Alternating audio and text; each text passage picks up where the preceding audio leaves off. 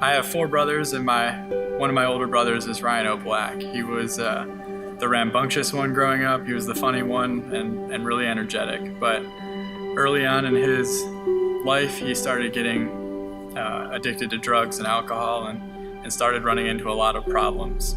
When Ryan was in and out of jail and in rehab, he had a lot of time to sober up, and oftentimes he'd write my family letters about Jesus, and that seemed to be the one constant good thing in his life, even in his hardest times. He found it easiest to stay clean when he was closer to Jesus, and that over time, when he would stop going to church, he would start doing drugs, and everything would come right back to him. Over the course of the last year, Ryan lived with my parents for about 9 months. His drug addiction had kind of hit rock bottom. He lost his marriage. He had gotten arrested again. And when he came out of that, he wanted to start a new life. So he went to a rehab. He got clean. He was clean with my parents, them helping him through for about 9 months. During that period of time, he got baptized.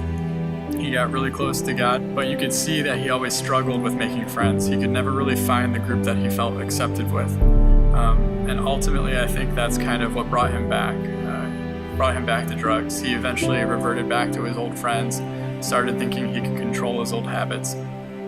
At the end of November, he got arrested. We kind of lost contact with him for a little bit of time, and as soon as he got out of jail, he had made some arrangements to go to Denver to get away from Ohio and start a fresh life somewhere else.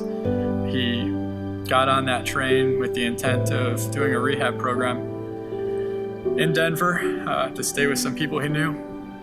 And on that train ride, the only thing he brought with him were some letters from my parents, a Bible, and some drugs for one last high. And unfortunately, at the end of November, Ryan's struggle ended, and he lost his life.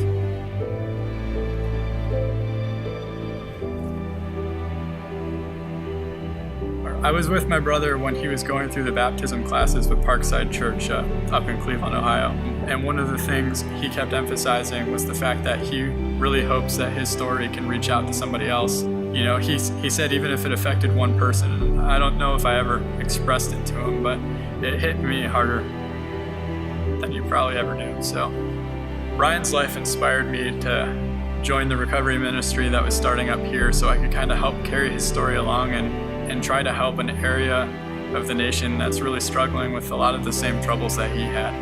And, you know, I did not go through the addictions myself, but I was firsthand on some of the effects it had with my family. And I know that there's a lot more people out there that wish that they could help in some way or at least talk to somebody. So ultimately, I really hope that the addiction ministry kind of provides a safe place for addicts and people in those relationships with them, a safe place, a community to where they can feel like they belong, to where they don't fall back into some of their old habits, where they can feel safe.